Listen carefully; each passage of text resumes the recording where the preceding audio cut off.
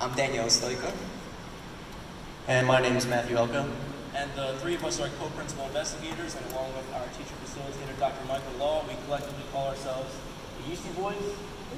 We're from Stockton University in Galloway, New Jersey, and the title of our experiment is Analysis of Double-Stranded DNA Break Repair in Haploid Saccharomyces cerevisiae space-like conditions. It's a mouthful, but basically what our experiment is we're going to be sending up haploid yeast and testing for double-stranded break repair under space-like conditions.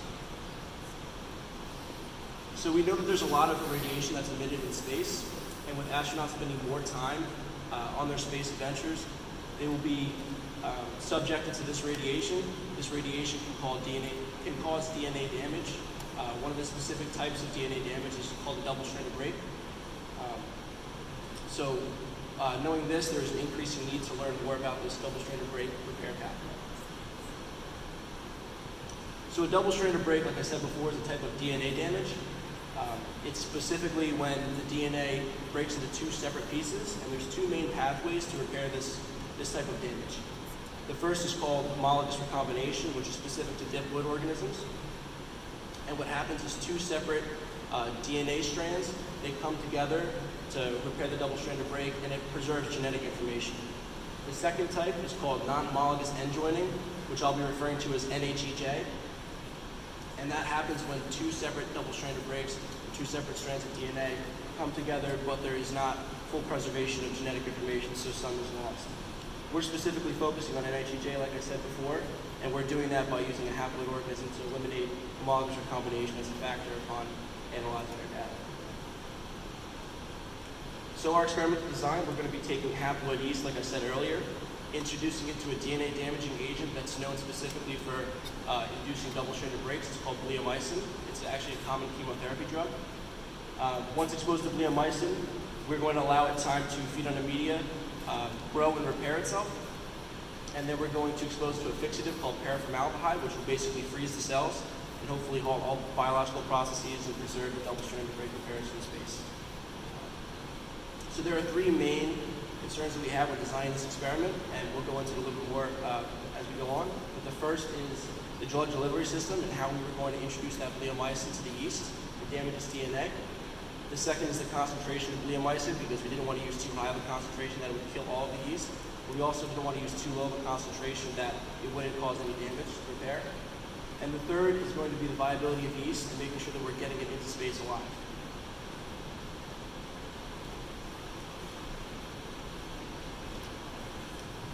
So, as Joe mentioned, one of our challenges was to choose how we will deliver the bleomycin. Initially, we tried an idea of embedding the bleomycin inside the hydrogel, which would then slowly diffuse the bleomycin into the solution. However, we found that the diffusion rates were way too slow, so we decided to stick with a simpler approach of simply drying bleomycin on a piece of paper and having that diffuse into the solution. So this chart here is a growth curve. Basically, on the horizontal axis you have time, and on the vertical you have the amount of cells present. And here you can see that as you increase the dose of bleomycin, the growth decreases. So the purple line is 125 micrograms of bleomycin per milliliter, and you can just see how much less yeast you have present. This actually helped us to choose which dose of bleomycin we will use for our actual experiment.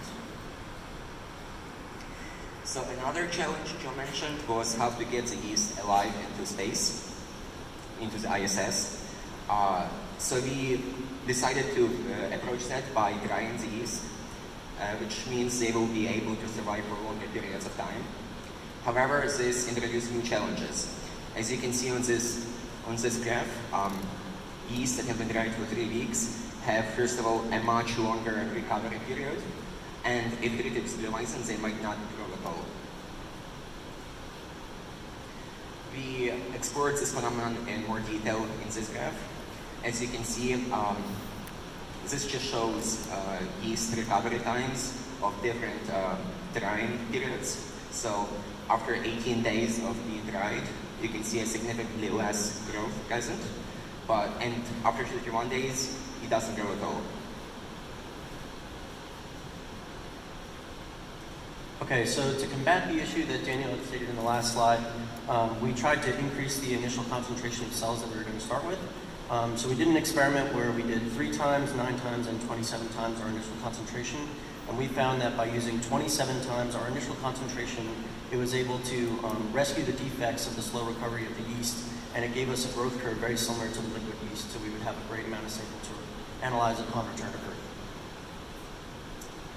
With all these experiments said and done, we were finally able to put together our tube. We used the FME type 3 tube. In chamber 1, we were going to have our spotted and dried bleomycin and our dried yeast. In the second chamber, our growth media, which is known as YPD, and in our third chamber, our fixative, known as paraformaldehyde. On day 0, we're going to release clamp 1, allowing the growth media to enter the chamber, which allows the yeast to grow and the DNA to be damaged by the bleomycin. And on day 2, we are going to release the second clamp, allowing the paraformaldehyde to enter and the cells to be fixed. Upon return to Earth, we would be doing different cellular and molecular approaches. The good thing about these is that they're highly sensitive, so even with small amounts of breaks, we'll still be able to detect them upon return to Earth. With all this done, we'd like to send out thanks to Dr. Michael Law, our lead yeasty boy, Dr. Pam Cohn for assistance with the acrylamide gels, our dean, Peter Straub, and our funding sources. We'd also like to thank you guys for being a great audience, and we highly encourage you guys coming over to our poster later to learn more about our experiment. So, thank you guys.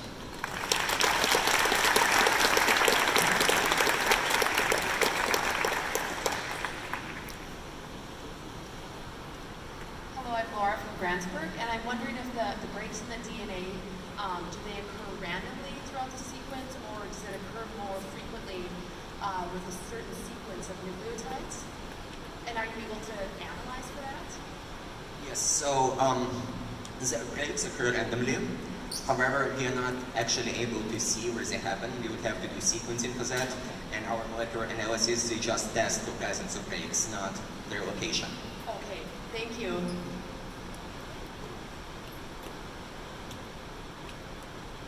Do we have any further questions?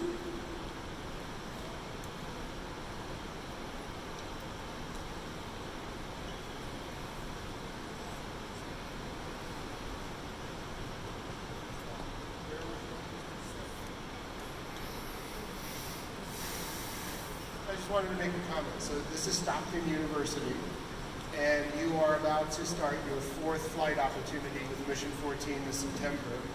And the team from Kansas City, and I don't know where William Wells is. William is the Community Program Director for Kansas City, is responsible for oversight of the Kansas City group. And William is starting their 6th flight opportunity in Mission 14. And so the young man who was talking about being inspired for college, okay, you can keep going. And this is where you're headed.